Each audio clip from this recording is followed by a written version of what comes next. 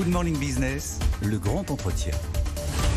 Et notre grand entretien ce matin, c'est avec Clara Chapas. Bonjour, vous êtes la directrice de la mission French Tech et on a besoin de vos lumières, de vos remèdes pour savoir si oui ou non cette French Tech est en difficulté ou pas. En tout cas, quand on regarde les levées de fonds, entre les valeurs et les volumes, on a un indicateur très différent parce que les volumes se tiennent. Il y a toujours des levées de fonds, on en a tous les jours sur ce plateau. Mais quand on regarde les volumes, là, on est quasiment sur une baisse de moitié par rapport à l'année dernière. Est-ce qu'il faut s'inquiéter ou pas ?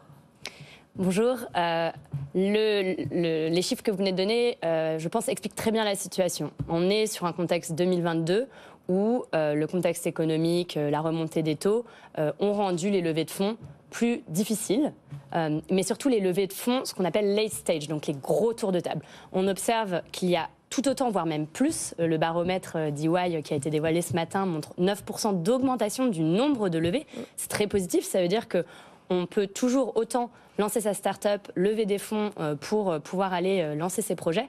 Mais c'est sur les gros tickets, les tickets à plus de 100 millions d'euros, qu'on voit une baisse drastique. Près de 4%. Ouais. Oui, et quand on passe au-dessus de 100, c'est même près de 80% de baisse par rapport à l'année précédente.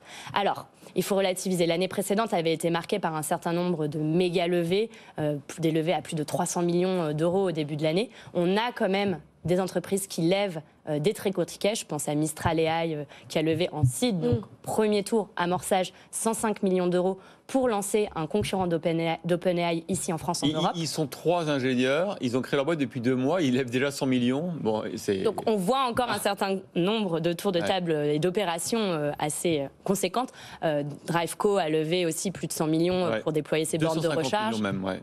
On a aussi Insect qui a levé 160 millions il y a quelques mois. Donc il y a un certain nombre de ces très gros tours de table dont on a besoin pour passer certaines étapes. Je pense à Insect, il faut qu'ils ouvrent leur seconde usine, ils ont besoin de ce capital pour ça.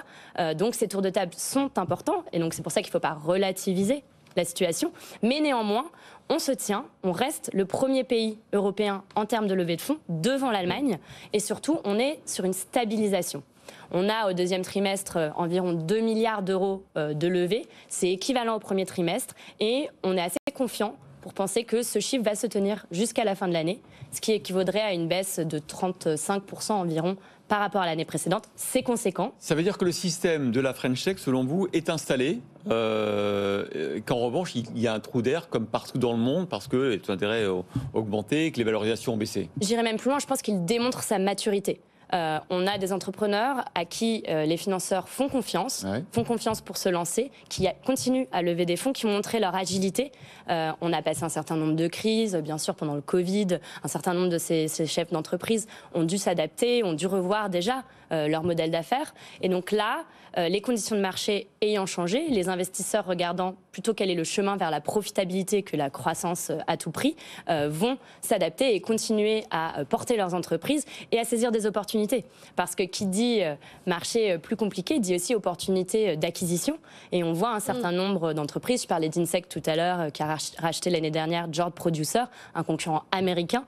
La même chose pour Vestiaire Collective et Trady, un concurrent américain aussi. On voit que les entreprises qui ont les moyens vont utiliser aussi ces opportunités pour se déployer davantage. Et on voit des fonds qui font aussi leur marché clairement, puisque les valorisations sont moins élevées. Mais quand même, dans vos dîners en ville, avec la French Tech, quand vous discutez avec les entrepreneurs, est-ce qu'il y a quand même une crainte de revoir complètement le modèle avec des valorisations qui n'ont parfois rien à voir avec ce qui avait été promis il y a 18 mois? Est-ce qu'il y a une inquiétude ?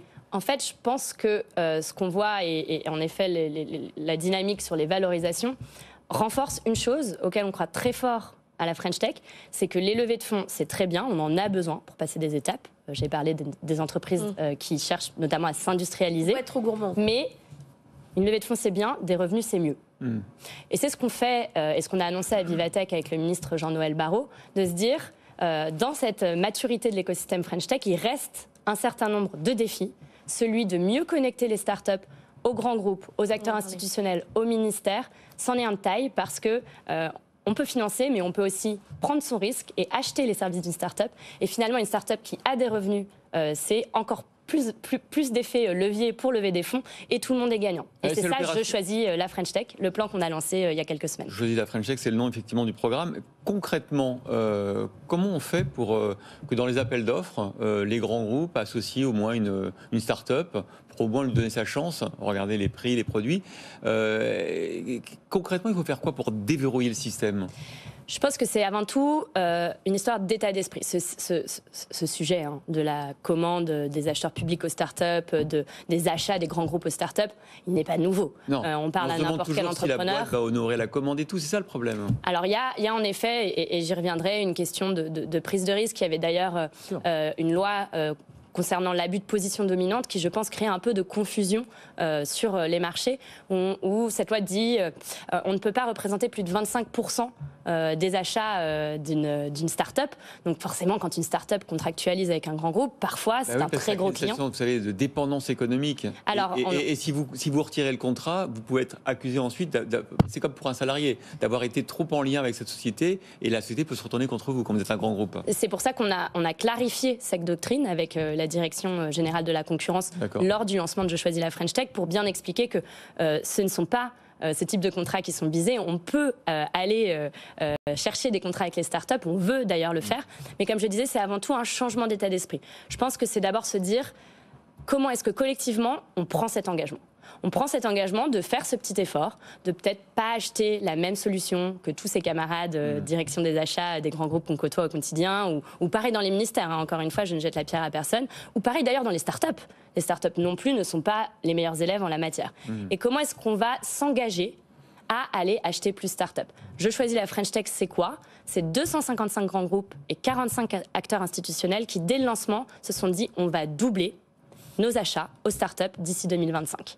C'est extrêmement important. C'est par exemple la direction des achats publics qui aujourd'hui dépense peu ou prou 500 millions d'euros envers les startups, qui dit d'ici 2027, je vais dépenser 500 millions d'euros supplémentaires, atteindre le 1 milliard d'euros, et je vais faire cet effort proactif d'aller chercher les startups. Sauf que c'est un peu pareil qu'avec le Made in France, c'est-à-dire que les collectivités locales et les acteurs publics, ils ont des cahiers des charges dans lesquels il y a des prix à respecter et parfois, ça ne rentre tout simplement pas dans la case prix. Donc on peut toujours dire je m'engage, mais il faut que ça rentre dans le cahier des charges. Alors déjà, on va mesurer.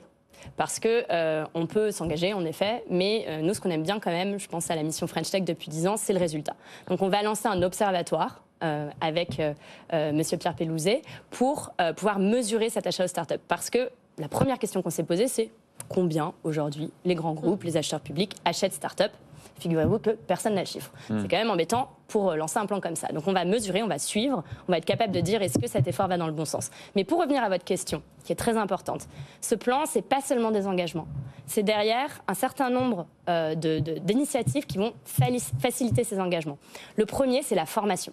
La formation des acheteurs. La formation des acheteurs, des ministères, mais aussi des grands groupes. Avec la BPI, on lance une initiative qui va, dès la rentrée, former 15 acheteurs de grands groupes du CAC 40 à acheter innovant, à regarder les différents critères, à comprendre comment pouvoir faire ce geste, ce petit engagement pour pouvoir aller acheter start-up. C'est aussi de la mise en relation.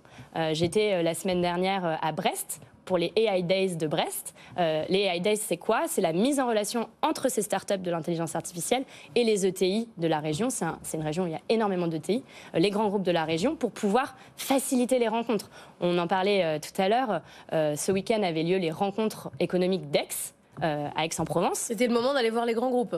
Tout à fait. Il y avait quelques startups sur place. Elles m'ont dit, on n'a jamais eu autant de rendez-vous en 48 heures à Aix, avec des patrons de grands groupes qu'on pourrait avoir en 5 ans à Paris.